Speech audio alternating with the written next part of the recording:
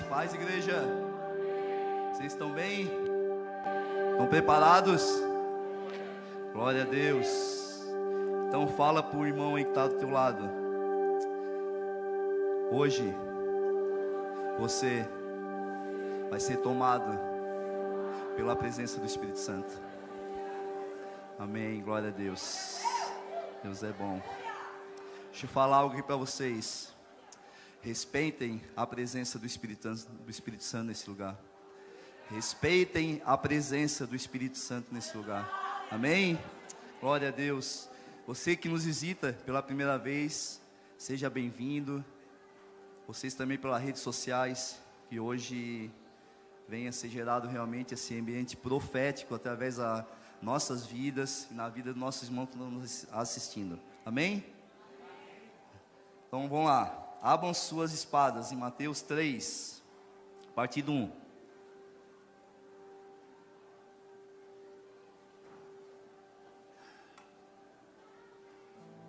Nós vínhamos orando durante a semana que o Senhor viesse gerar um ambiente profético sobre esse lugar. E não é de hoje, o Senhor já está gerando sobre essa igreja. E não perca a sua atenção, preste atenção naquilo que o Espírito Santo quer falar com você, ministrar aos nossos corações. Vamos lá. Naqueles dias apareceu João Batista pregando no deserto da Judéia e dizia: arrependei-vos, porque está próximo o reino dos céus. Porque este é o referido por intermédio do profeta Isaías. Voz do que clama no deserto, preparai o caminho do Senhor, endireitei as suas veredas. 4. Usava João vestes de pelos de camelo e um cinto de couro. A sua alimentação era gafanhotos e mel silvestres. 5. Então saíam ter com ele Jerusalém, toda a Judéia e toda a circunvizinhança do Jordão. E eram por ele batizados no rio Jordão, confessando os seus pecados. Vendo ele, porém, que muitos fariseus e saduceus vinham ao batismo, dizendo-lhes: raça de víboras, quem vos induziu a fugir da ira vindoura? 8. Produzi, pois, frutos dignos de arrependimento. Não comeceis a dizer entre vós mesmos: temos por aí Abraão, porque eu vos afirmo que dessas pedras Deus pode suscitar filhos a Abraão. Já está posto o machado às raízes das árvores. Toda árvore, pois, que não produzir bons frutos, é cortada e lançada no fogo. Eu os batizo com água para arrependimento, mas aquele que vem depois de mim é mais poderoso do que eu, cujas sandálias não sou digno de levar. Ele vos batizará com o Espírito Santo e com fogo. A sua pá ela tem na mão, ele limpará completamente a sua eira, recolherá o seu trigo no celeiro, mas queimará a palha em fogo inextinguível. Por esse tempo dirigiu-se Jesus da Galiléia para o Jordão, a fim de que João o batizasse. Ele, porém, o dissuadia, dizendo: eu é que preciso ser batizado por ti, e tu vens a mim? Mas Jesus respondeu, deixa por enquanto, porque assim nos convém cumprir toda a justiça. Então ele o admitiu. Batizando Jesus, saiu logo das águas, e eis que ele abriu os céus, e viu o Espírito de Deus descendo como pomba, vindo sobre ele. Eis que uma voz do céu que dizia: este é o meu Filho amado, em quem me compadeço. Senhor, te entrego mais uma vez, Senhor, a minha vida em tuas mãos, Senhor. Eu não sou nada diante desse altar, Senhor. Em nome de Jesus, Senhor, toda palavra, Senhor, tudo que for ministrado aqui, Senhor, aos nossos corações, Senhor, que seja Tu falando e não eu, Senhor. Que o Senhor venha continuar com os céus abertos nesse lugar, Senhor. Em nome de Jesus eu te agradeço, Senhor. Amém. Podem se assentar, irmãos.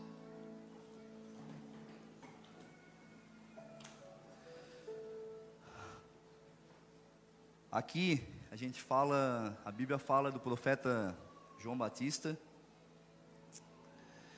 E creio que não o maior, mas vamos dizer que depois de Jesus, o segundo missionário. Só que o púlpito dele era no deserto. O estilo de vida que ele adotou era no deserto. É um estilo de vida que ele quis adotar para a vida dele. ele criou um ambiente profético no deserto. A própria Bíblia diz, né? Muitos saduceus, muitos sacerdotes, mestres da lei, iriam ver o que ele estava fazendo. E dali muitos eram batizados, muitos eram resgatados das trevas, muitos ali, eles eram, após o batismo, a vida deles eram transformadas. E lá Isaías 10, 20, já preparando, ele fala: e acontecerá que naquele dia, que os restantes de Israel e os que tiveram escapado da casa de Jacó, nunca mais se estribarão sobre aquele que os feriu, antes estribar-se-ão verdadeiramente sobre o Senhor, o Santo de Israel. No 2 ele fala sobre o arrependimento. Ele pregava sobre o arrependimento. Ele chamava sobre o arrependimento. E ele falava que nós precisávamos abandonar a nossa vida pecaminosa. Ele falava que nós precisávamos estar diante do Senhor e deixar isso no deserto. Por isso que João foi para o deserto, para que o povo fossem atrás dele, para que ao retornar, não continuasse mais vivendo aquela vida que viviam, para preparar o caminho. Quando o povo voltava, restaurado, com a vida diante do Senhor, eles voltavam, se juntavam para preparar o caminho, como João Batista fez. João Batista, ele foi para o deserto, ele foi preparar o caminho para o Senhor. No 3, ele relata mais uma vez, da voz de um clamando no deserto, preparando o caminho do Senhor, para que ele viesse cumprir os seus planos na vida daqueles que, após o batismo, iria acontecer. No 4 ele relata sobre as vestes de João. Ele tinha vestes de pelos de camelo e um cinto de couro em torno dos seus lombos, e seu alimento era locuças e mel silvestres. Algumas outras versões falam de... esqueci o nome do bicho agora. Não, só que não é gafanhoto, né? Não é o animal. Eu creio que devia ser um alimento que naquela época chamava sobre isso. Mas vamos dizer que se fosse um gafanhoto. Loucura, né? Comer um gafanhoto. Quem foi do exército aí sabe, né? As vestes de João eram semelhantes a Elias. Segundo a Reis 1:8 fala: e eles lhe disseram: era um homem peludo e com lombos cingidos de um cinto de couro. Então disse ele: é Elias, o tisbita? E o seu ministério e estilo de vida se comparavam também ao de Elias. O ministério de João era comparado também ao de Elias. No 6, João fala sobre o batismo.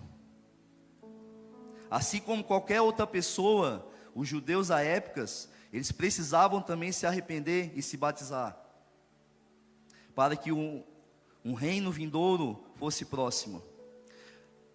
Do 7 ao 9, frutos dignos de arrependimento. Os principais sacerdotes, como eu falei, dos judeus, eram uma geração de víboras. Era isso que João falava, raça de víboras. Eu fico imaginando ali o Senhor ministrando na vida desses mestres da lei, homens religiosos, e falando que eles eram raça de víboras. Não fala isso para o teu irmão, tá, meu irmão? Não fala isso. Ama ele, né? A Bíblia diz para a gente amar o nosso próximo como a si mesmo, mas também a Bíblia diz que a gente pode repreender, tá? Aqui era uma geração de religiosos. João sabia que os fariseus e saduceus não tinham a intenção de confessar os seus pecados, porque presumiu que a descendência de Abraão garantia que eles escapariam da ira de Deus. Eu creio que era isso que João queria fazer, trazer eles para próximo, trazer eles para perto do Senhor, para que eles não viessem a escapar da ira do Senhor. O 10, assim como o dono de um pomar punham machado às árvores improdutivas. Assim também Deus punirá aqueles que o deixarem de produzir frutos dignos de arrependimento. O 11. O batismo de João era uma expressão pública de arrependimento, mas esse batismo não podia mudar o coração de uma pessoa. Jesus, porém, batizou os arrependidos com o Espírito Santo e os tornou santos por meio de sua transformação. O 12 fala da separação do joio de trigo. No 13, fala de novo do batismo de Jesus. Então Jesus foi a Galiléia, ao Jordão, ter com João, para ser batizado por ele. Aparentemente, Jesus e sua família ainda viviam em Nazaré, nessa ocasião. No 14, a santidade de Jesus.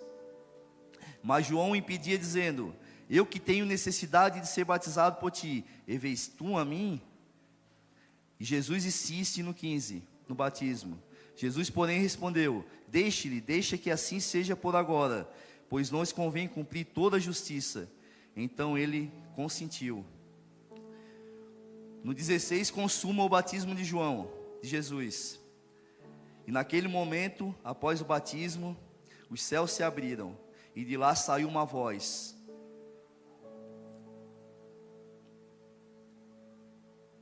Dizendo, ali saiu uma voz, demonstra que lá a voz quanto o Espírito descendente procedia do céu era divinos, uma vez que em Gênesis 1:2 descreve o Espírito movendo sobre a face das águas.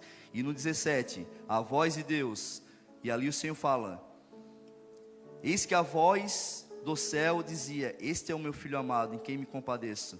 O Pai fala diretamente somente 2 vezes em Mateus. E ali o Senhor expressou o seu grande amor pelo seu filho. Deixa eu contar uma coisa aqui para vocês, porque eu estou lendo isso. De manhã, a minha esposa, ela veio trazer mensagem. Eu estava ali sentado, sabe, aquele desafio de subir no altar. E durante a semana toda a gente vinha orando, vinha jejuando, vinha buscando ao Senhor, para ver o que Ele queria falar. E naquela manhã ali o Senhor ministrou muito no meu coração. Por quê? Meus irmãos, é tão difícil da gente estar aqui em cima do altar. Vocês não têm noção, Senhor, vocês não têm noção o que ela passou aqui, sabe? O desafio dela, de toda a dificuldade que ela tinha quando ela pegou o Covid. Ela ficou com uma sequela como se ela tivesse tido uma meningite. E dali o Senhor ministrou no meu coração. Tu viste, tu fica criando as dificuldades, tu acha que tu não vais conseguir, tu acha que tu acha. E ali ela trouxe um tema: Jesus é a esperança do mundo. Acho que é isso, né? Depois a evangelista Lilica trouxe sobre seguir os passos de Jesus. Quem estava aqui no culto 17? Das 9, alguém estava aqui? Perderam, irmão. Perderam. O maná daqueles 2 cultos foi para aqueles 2. Agora o maná de agora vai ser para agora. E dali, quando a minha esposa pegou, estava falando algo ali.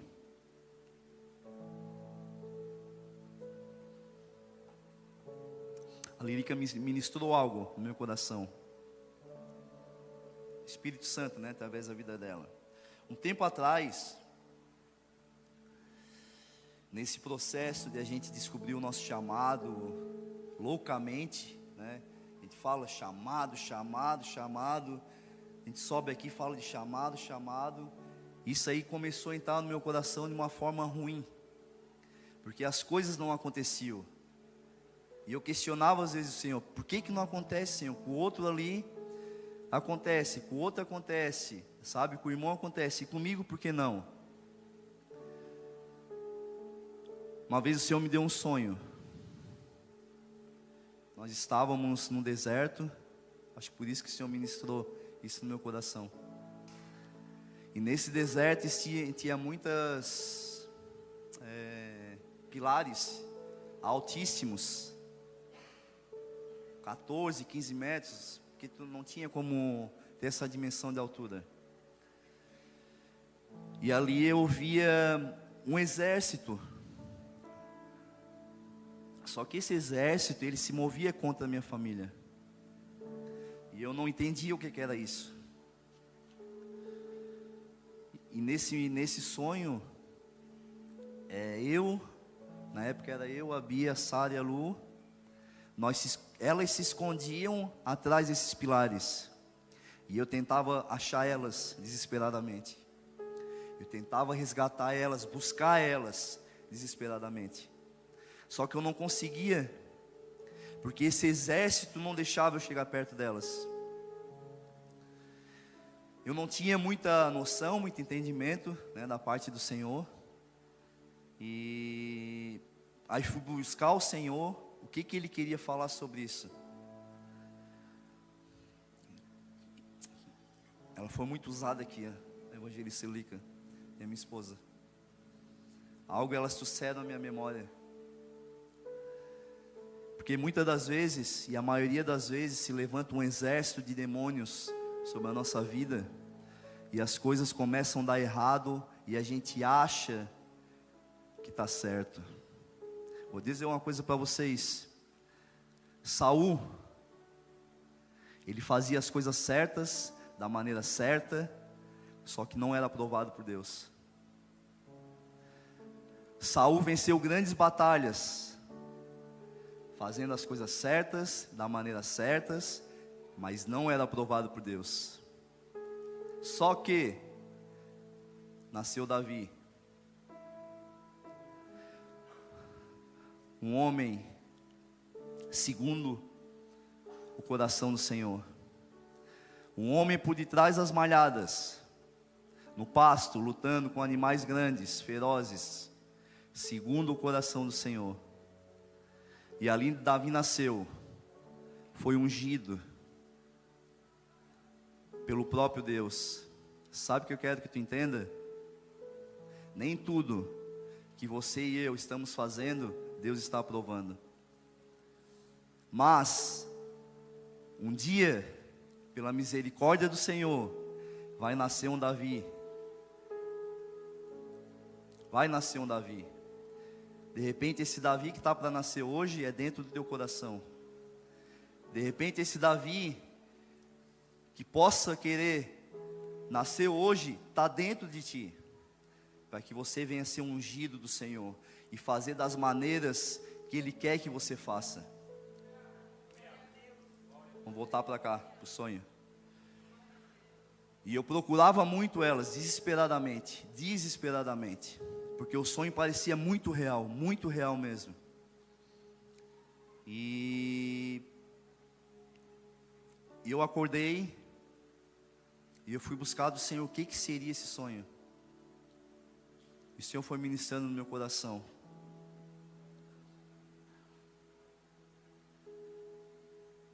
Você precisa entender quem eu sou, quem é Deus na sua vida, quem eu sou na tua vida. Você precisa entender o que eu tenho para a tua família. Você precisa entender que se você não se posicionar, a tua família toda vai se perder.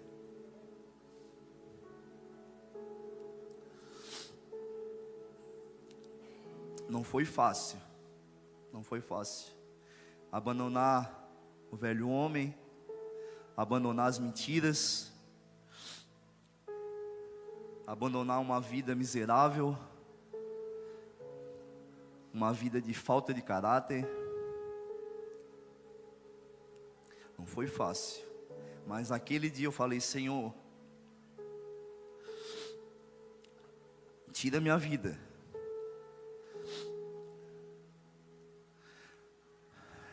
mas que minha família não venha se perder. E o Senhor, pela misericórdia dEle, Ele começou a mudar algo dentro de mim. Por isso que eu falo para vocês, meus irmãos, é de dentro para fora, não é de fora para dentro. Nós não podemos ser influenciados pelo mundo. Nós não podemos ser influenciados pelo que acontece no mundo. Se você está sendo influenciado pelo que acontece no mundo, cuidado. Isso é a paz do diabo. Cuidado com quem você está andando. Cuidado na mesa que você está sentando. Cuidado com quem você está entregando a sua boca. Cuidado com o seu coração. Guarde o seu coração diante do Senhor. O que ele mais quer, o diabo que ele mais quer, ele não está preocupado com quem está no mundo. Ele não está preocupado com quem está no mundo, porque o mundo pertence a ele. Ele quer tirar você e eu dentro da igreja. Ele quer tirar você e eu dentro dos caminhos do Senhor. Ele quer o teu coração. Ele quer o teu coração.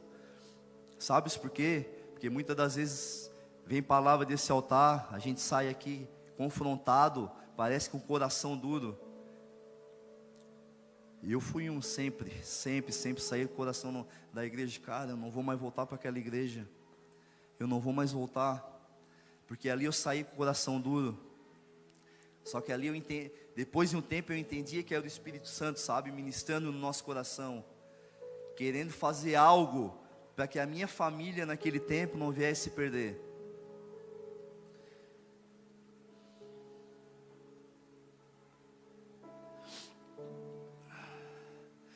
Depois de um tempo eu tive outro sonho.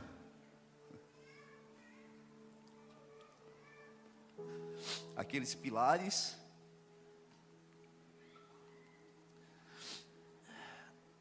aquele exército de demônios, eu não via mais eles. Eu via minha família no altar.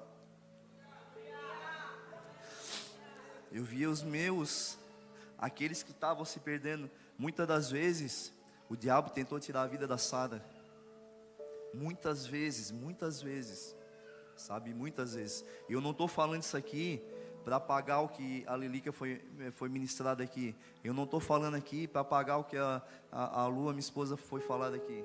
Eu estou falando aqui para te encorajar. Para encorajar o teu coração de não desistir. Porque o teu coração é terra fértil de Jesus. Cada um que está aqui vai preparar o caminho para aquele que há de vir. Você tem a autoridade do céu de declarar: Senhor, o meu coração é teu.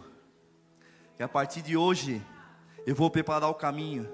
Mesmo que eu venha ir para o deserto, mesmo que eu venha perder o meu emprego, mesmo que tudo eu venha perder, mas eu vou preparar o caminho para ti.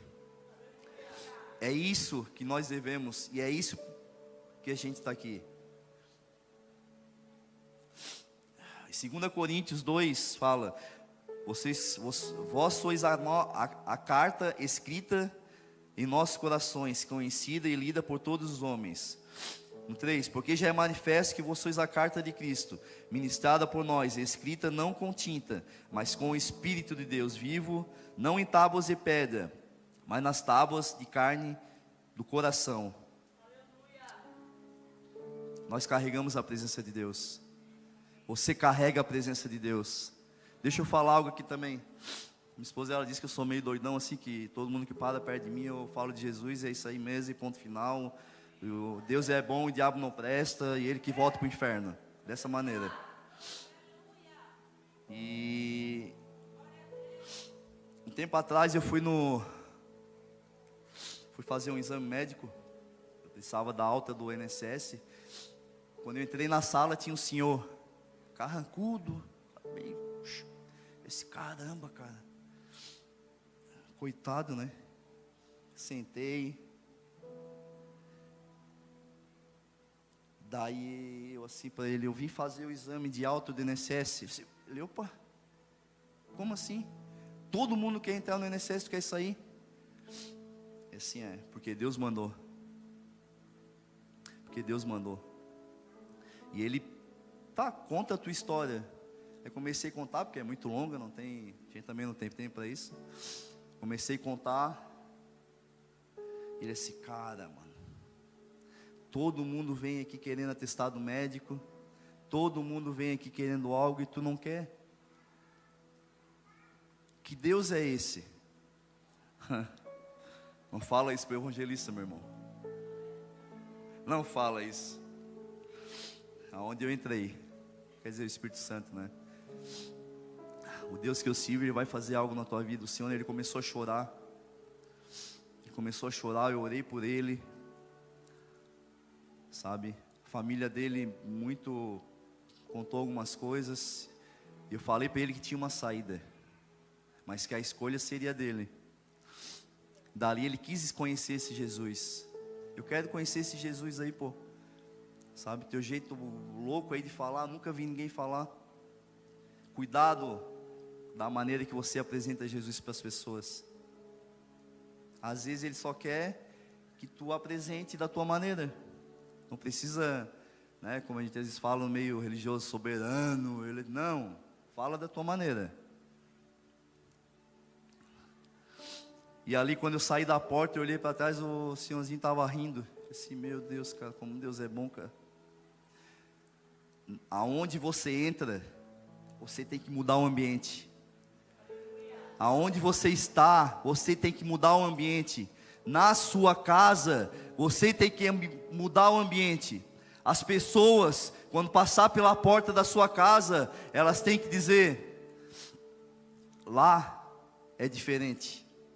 Lá eu sinto a presença de Deus. Tome cuidado. Mas sabe qual é o problema, meus irmãos? Nós estamos cheios de crente camaleão dentro da igreja, sabe? Alguém sabe quem é um camaleão? Ele se adapta em todo meio. Se ali naquela parede preta ali for ali, tu não vai enxergar ele. Se lá na cinza, se tu ficar lá do lado da cinza, você não vai enxergar ele. Nós estamos cheios de crente camaleão. É um culto de missões. É um culto de missões. Por isso que eu botei esse tema. Ide, pregai a mensagem do arrependimento. Esse é o ide que Jesus fazia. E isso era o que João Batista fazia no deserto. Pregar o arrependimento. Para que as pessoas venham a ser realmente mudadas, transformadas. E não sair aqui na rua da mesma maneira que entrou. Sabe? Tem que haver transformação. Tem que ter mudança de vida. Tem que ter algo novo na sua vida. A gente está declarando que esse novo é algo novo, uma nova estação, um ano profético sobre essa igreja. E se você não pegar isso no coração, meu irmão, você vai ficar para trás. O pastor Jado falou algo num culto lá, que só se alimenta do maná quem estiver embaixo da nuvem. E aí? Você quer sair debaixo da nuvem? E Marcos 4, 23 diz: se alguém tem ouvidos para ouvir, ouça. Vocês estão aí? Estão comigo? Glória a Deus. A palavra de arrependimento é essa, meus irmãos.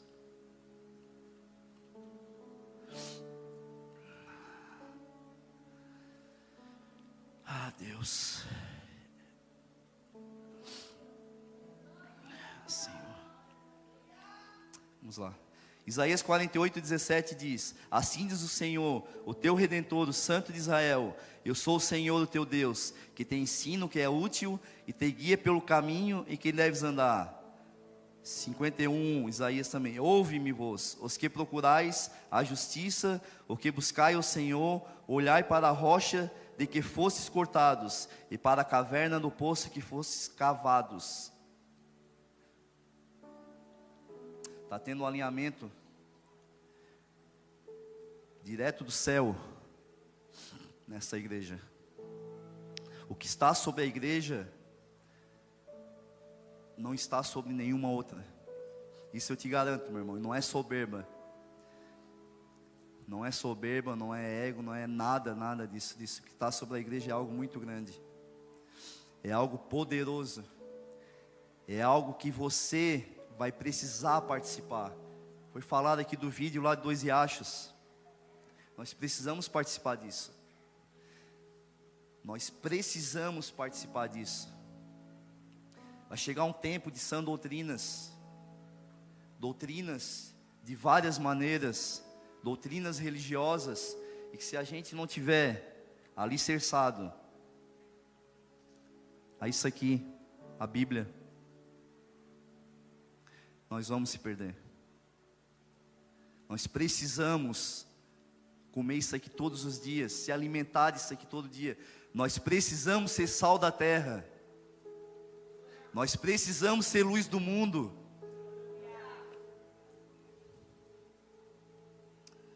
Eu estava lendo algo de John Wesley. Ele falou que há algum tempo nada mais acontecia na vida dele, um período, e ninguém mais atacava, ninguém mais queria perseguir ele, ninguém mais, e ele foi questionar o Senhor: Senhor, será que eu virei um batedor de ponto de igreja? Senhor, será que eu virei religioso? E ele foi aos pés do Senhor, pediu perdão, agradeceu. Estou resumindo. No outro dia ele saiu com o cavalo dele e tomou uma pedrada na cabeça. Ele pegou e: Senhor, eu sei que tu estás comigo, e eu sei que tu vive. Senhor, obrigado por essa tijolada. Eu já tomei uma tijolada na cabeça, mas não foi porque eu falei isso não. Quem não, né? Criança tomou tijolada, né? Ainda apanhava da mãe quando chegava em casa ainda. Aí era outra cintada. Deixa eu falar algo para vocês. Não devemos aceitar o pecado dentro da igreja. Mas o pecador, eu fui pecador, eu sou pecador, mas nós precisamos mudar. Se Cristo te alcançou verdadeiramente, você precisa mudar, eu preciso mudar. Porque se a gente não mudou, verdadeiramente a gente foi um encontro com Satanás.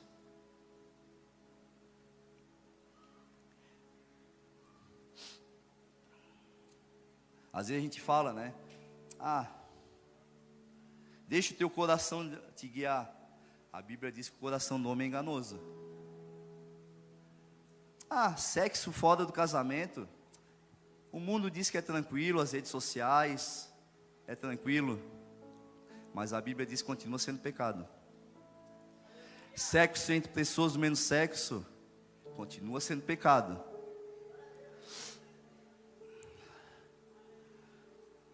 Não importa o que o mundo diz, meus irmãos. O que importa é que nós precisamos se arrepender.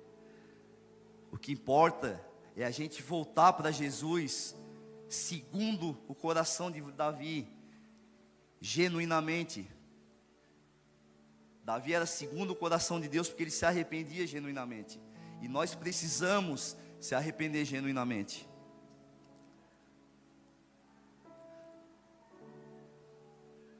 Aleluia. João 1:29 diz: no dia seguinte, João viu Jesus aproximando-se e disse: vejam, esse é o Cordeiro de Deus que tira o pecado do mundo. Meu irmão, se você está nessa prática,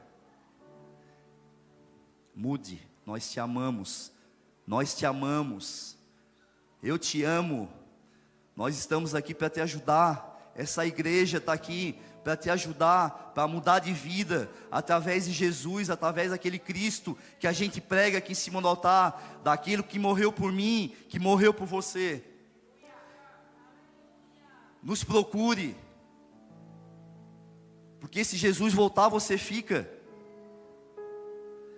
aí batendo foto no store, fica aí nas festas da vida, botando foto nas redes sociais, e o diabo vai estar do teu lado, junto contigo, batendo foto. É hora de você mudar, é hora de você aceitar que eu sou pecador, que eu sou falho, que eu não consigo, me ajuda. Isso é expor as nossas feridas, igreja. É eu chegar diante do meu líder, do meu pastor: eu não consigo, me ajuda, eu não consigo sair desse buraco. Eu estou falando como autoridade, porque eu já estive no buraco, eu já passei desse buraco, desse poço. Eu achava que o poço era sem fundo, mas ele tinha um outro lado.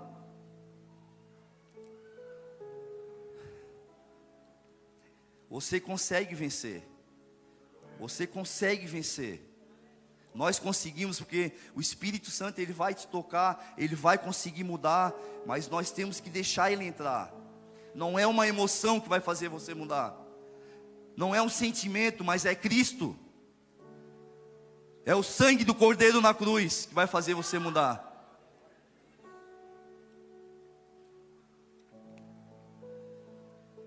Aleluia.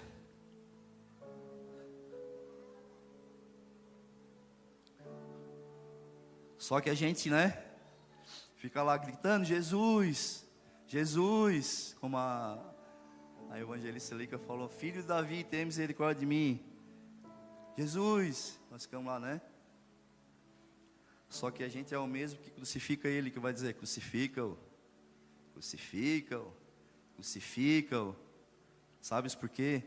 Toda vez que a gente peca, é uma martelada de novo naquela mão. Toda vez que a gente peca, a gente crucifica de novo o Senhor. Deus não celebra conquistas, meus irmãos. Ele celebra renúncia. Deus não se importa com o que tu tens, a roupa que tu veste, o sapato que tu usa. Não, Ele não se importa com isso. O cabeleireiro que tu vai, as unhas que tu faz, isso é bom, As mulheres têm que se cuidar por causa dos maridos, os maridos também têm que se cuidar, tem que dar uma malhada aí para dar uma enxugada, mas nada disso é válido. O Senhor volta, fica o relógio, fica o tênis, fica eu gordinho, magrinho, independente de qualquer coisa.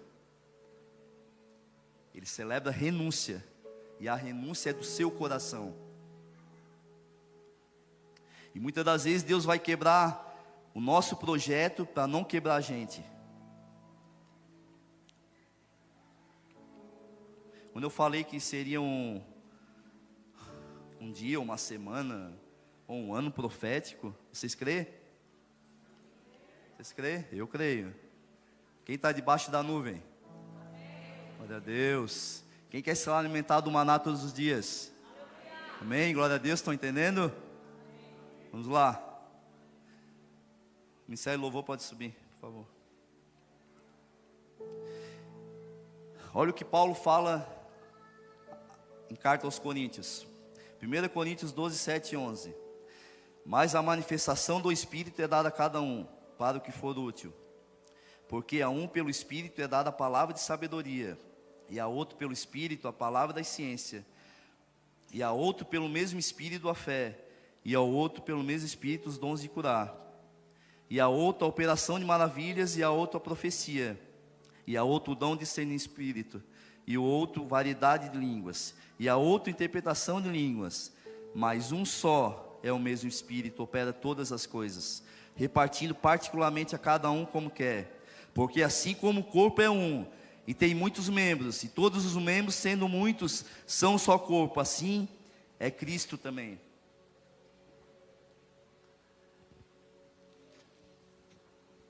Por que eu saí de João Batista e vim para 1 Coríntios? Eu creio que João Batista tinha todos esses dons. Tinha todos esses dons. Mas ele era cheio do Espírito Santo. Pelo que ele fez, nós deveríamos todos os dias, Senhor. Acho que ontem teve batismo lá da terceira idade, pastor? Olha a oportunidade. Olha a oportunidade. Olha a oportunidade que nós temos. Foram para uma confraternização, não consegui por causa da minha abençoada espinha ali, que, meu Deus, só Deus na causa. Um pouco estava doente também, resfriado, dor de garganta. Olha a oportunidade.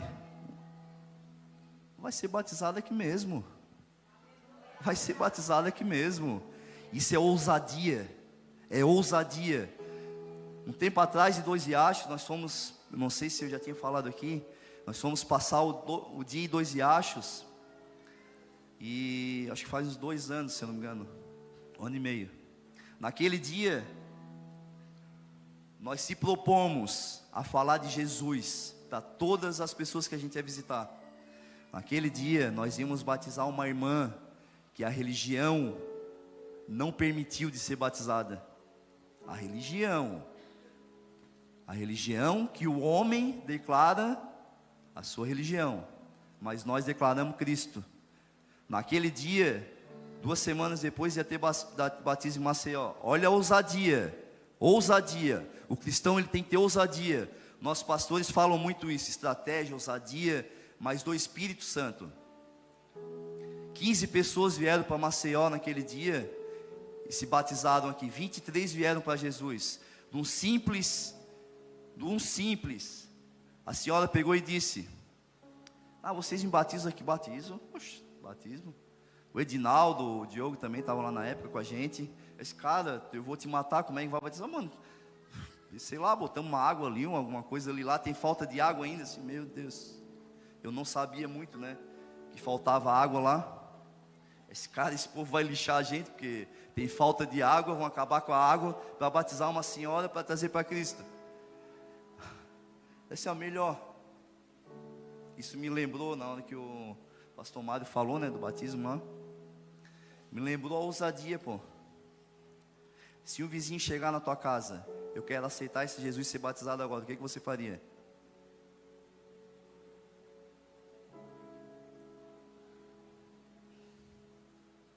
Ousadia. Olha o que Leonardo Review fala. Estou cada vez mais conhecido de que as lágrimas são um elemento indispensável a uma pregação avivalista. Irmãos pregadores, todos, não é porque só quem sobe aqui prega, não. Todos somos cartas vivas. Todos Deus os alcançou.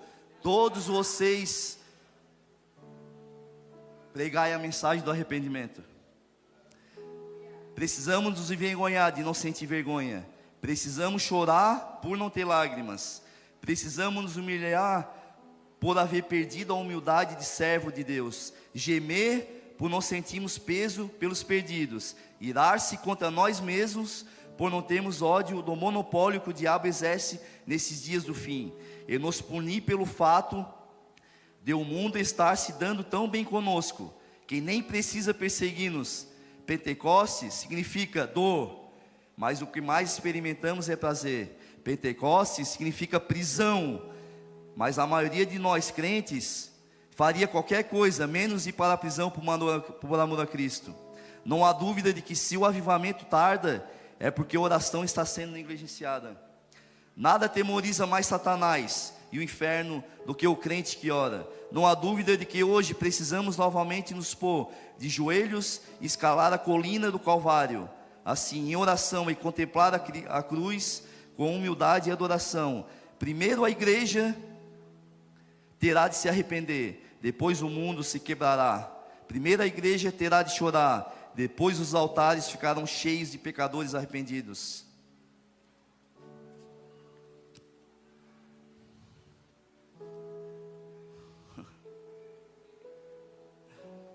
Uma vez eu falei, acho que foi para ti não, presbítero pastor Pablo,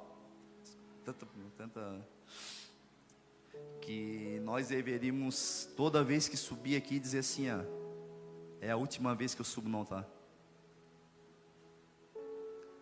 Isso é uma oração de avivalista. Avivamento é confronto. Avivamento traz arrependimento. Avivamento traz mudança de vida. Avivamento, famílias são restauradas. Avivamento, bares fecham.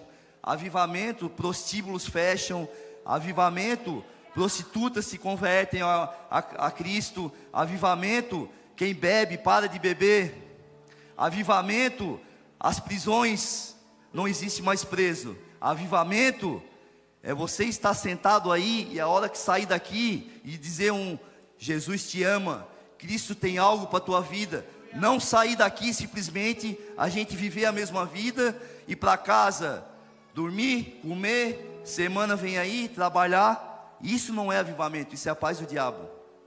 Porque a gente vem, se alimenta e se tornamos crentes obesos.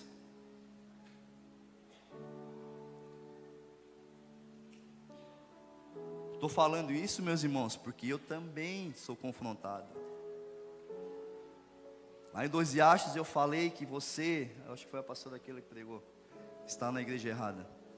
Só que eu fui no assunto, eu cheguei no assunto, questão de prostituição, bebida, religiosidade. Foi sobre religiosidade, porque lá tem muito isso, né? É um povo dominado pela igreja católica. Nós amamos eles, independente de religião. Quem muda é Cristo, não sou eu. E eu falei, você está na igreja errada. Você está na igreja errada. O irmão se levantou e saiu. Até olhei assim, porque eu achei que ele ia pegar uma pedra. Confrontou. Mas tem um outro irmão, que é o seu Luiz. Que figura, Senhor. Primeira vez que ele foi no culto naquele sábado. E ele, Deus, tal. Aí chegou no final, ele ficou quietinho na dele. Ele chegou para conversar com a gente. E naquele momento só estava eu. Aí depois chegou, acho que é pai dele, eu não lembro. Ele chegou assim, ó. De quem que tu falou ali mesmo? De Cristo. Quem que é esse? Foi dando abertura. Convidou. Ele falou que assim, ó, aí o Edinaldo falou, o evangelista, dizendo que ninguém conseguia conversar com ele. Está passando umas dificuldades de alimentação. Ninguém conseguia conversar com ele. E naquele dia ali, eu falei uma única palavra: que Cristo poderia mudar a história da vida dele. Daí foi pro coração, e dali a gente foi conversando. Acho que até marcado para ir lá na casa dele, né, Pitágoras? Seu Luiz. Comer cuscuz. Nunca ninguém ia na casa dele. Mas sabe qual era o problema? Que ele não chegava a Cristo. Vocês sabem o que eles falavam? Os testemunhos dos evangélicos me afastavam de Cristo. O testemunho dos evangélicos me afastavam de Cristo. E deixa eu falar uma coisa para vocês. Eu também me afastei de Cristo pelos testemunhos dos evangélicos. Aqui dali doeu meu coração na hora. Eu falei para ele assim: dá uma oportunidade para Jesus. E nos perdoa como igreja. Nos perdoa como evangélico, como o Senhor diz. Nos perdoa como Cristo. Porque Cristo não é evangélico.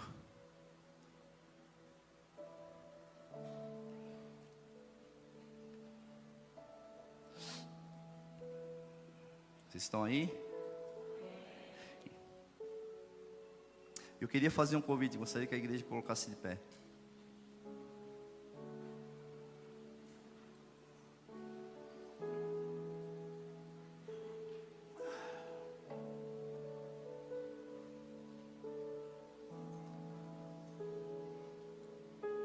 Olha, o que eu escrevi aqui. O sal gera sede. Nossa presença deve ser como sal, que o desperta a sede de Deus nas pessoas ao nosso redor. Se não há sede, algo está faltando. Será que estamos sendo sal que Deus pediu? Somos sal da terra? Olha o que Mateus 5,13 fala: vocês são sal da terra. Se o sal perder o sabor, de nada serve. O céu não se move de qualquer maneira. O céu não se move por emoção. O céu se move quando nós descemos, joelhos no chão. O céu se move quando reconhecemos que somos dependentes da misericórdia dEle. O que não somos nada, mas o que Ele é tudo. A glória é dEle, a igreja é dEle, quem manda é Ele. Feche seus olhos, por gentileza.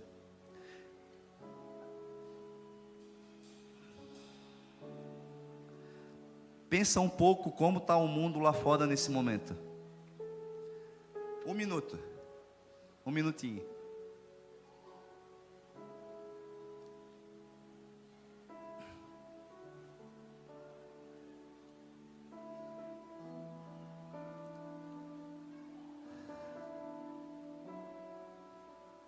Se eu desse o microfone aqui para algumas pessoas falar, e pensaram como o mundo está lá fora nesse momento, o que nós diríamos?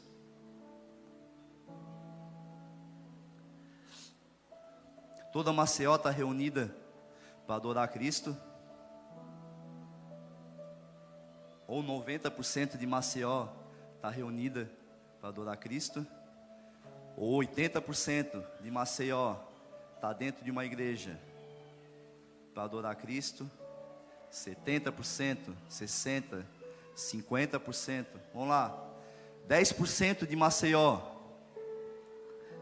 está nesse momento parada dentro das igrejas para adorar a Cristo, para se alimentar. Ou 1%. E 99% estão aonde? Eu garanto que dentro das igrejas não estão.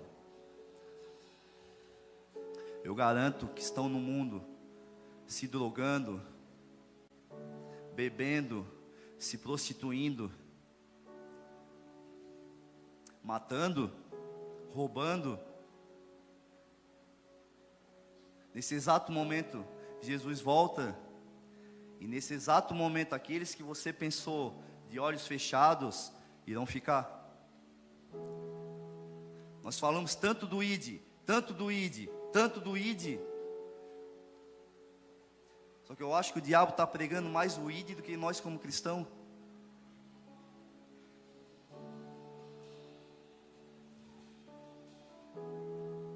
Ide por todo mundo, né? Pregar o evangelho a toda criatura. Ide para o Maceió, Dois Riachos, Messias, Napiraca, Marechal. Agora, quando é para fora do país, eis-me aqui, Senhor. Eis-me aqui, Senhor. Deixa eu te falar. Deus vai te levar para nações depois que você descer. Deus vai te levar para nações depois que você for para Dois Riachos e andar descalço debaixo daquele sol e dizer assim, ó: Cristo vive em mim. Cristo vive em mim. Deus vai te levar, vai cumprir a promessa na sua vida depois que você descer e eu descer cada vez mais. O altar, ele é alto. Ele é alto aqui. Eu estou assim um pouquinho mais alto, né? Mas aqui nós temos que descer. Vocês, meus irmãos que estão aí, vocês têm que descer, se despojar, se deixar ser levado pelo Espírito Santo. E se alguma coisa de repente entrou no seu coração, como entrou em Judas, simplesmente Jesus queria que ele se arrependesse. Ele não queria a morte de Judas. Ele não quer a nossa morte. Ele quer a vida eterna com Ele. Ele só queria que Judas se arrependesse. Eu fico pensando ali, ó, cara, Jesus esperando ali Judas, sabe? Vamos, filho, vamos, vem. Vem. Só que não deu. Perdeu. Nós sabemos o que aconteceu com Judas. Deixa eu te falar algo. Isaías 43 diz: a voz do que clama no deserto, preparai o caminho. Isaías já anunciando a voz do que clama no deserto: endireitai no ermo a vereda ao nosso Deus. A voz desse versículo foi em parte cumprida em João Batista, mas será cumprida totalmente no futuro. Foi cumprida totalmente no ministério de Elias. O seu ministério precederá imediatamente o aparecimento de Cristo em glória moralmente. João Batista foi Elias para a sua geração e apresentou a glória redentora do Messias, exibida no Calvário e aperfeiçoada no seu primeiro advento. O ermo e o deserto representam o mundo, representam Israel que se perdeu no seu caminho. Portanto, a promessa é pela restauração dessa nação que ainda está para acontecer.